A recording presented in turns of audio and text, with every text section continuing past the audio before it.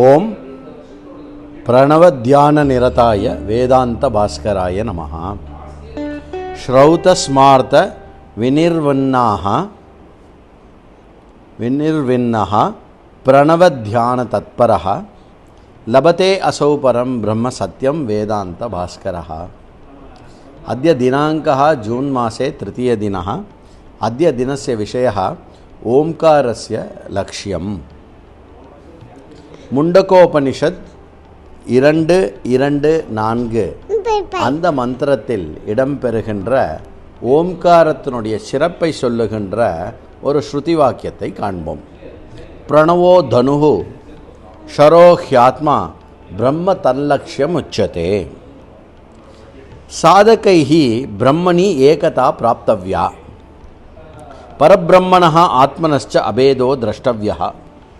சாதகர்கள் பிரம்மத்தில் ஒருமையை காண்கிறார்கள். பரபிரம்மம் ஆத்மனஹா பரபிரம்மமானது பரபிரம்மம் ஆத்மா இது ரெண்டுத்துக்கும் பேதம் இல்லாமல் இருக்கக்கூடிய ஒரே பொருளாக இருப்பதையும் அவர்கள் காண்கிறார்கள்.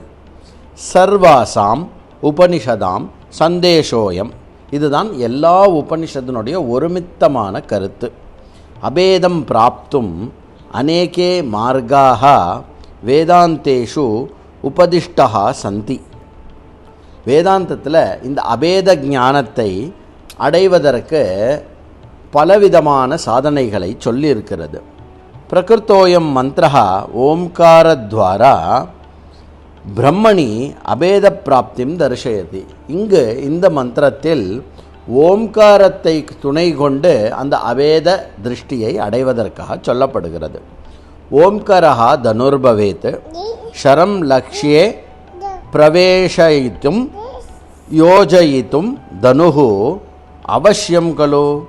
தனுஷி ஹி ஷரஹ சந்தேயः ததைவ ஜீவாத்மரூபம் ஷரம் பிரம்மரூபே லக்ஷ்யே தாடயித்தும் தனுர்நாம ஓம்கார ஏவ. ஓம்காரத்தை ஒரு வில்லாக பாவித்து கொள்ளலாம். அந்த வில்லில் தொடுக்கப்படக்கூடிய அந்த அம்பானது வில்லை கொண்டு அந்த இலக்கை அடைவதற்கு அந்த வில்லானது மிக அவசியம் அல்லவா? அதேபோல் ஜீவாத்மா என்கின்ற இந்த அம்பு பிரம்ம லட்சியத்துடன் ஒன்றாக தன்னை காண வேண்டுமென்றால் வில்லாகிய இருக்கக்கூடிய இந்த ஓம்காரம் அவசியம் தேவை என்பதுதான் இந்த விஷயம்.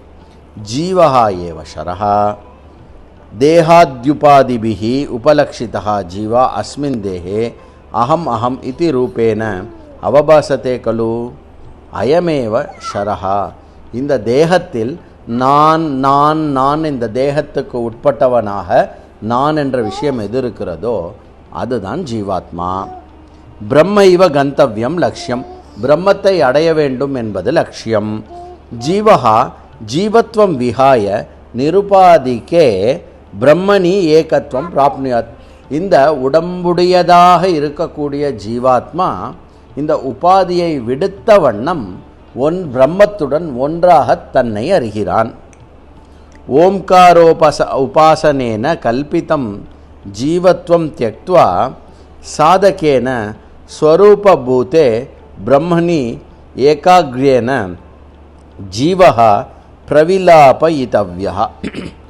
ஓம்கார உபாசனை, அதாவது ஓம்காரம், அந்த ஓம்காரத்தினுடைய உபாசனை, அதனுடைய லட்சியமாக இருக்கக்கூடிய அர்த்தம், இதன் மூலமாக ஜீவாத்மா ஜீவத்வத்தை விடுத்து அவன் ஸ்வரூபமான பிரம்மத்தில் ஒன்றாக தன் மனதை செலுத்தி அந்த விஷயத்தை அடைகிறான் என்பது இந்த மந்திரத்தினுடைய கருத்து.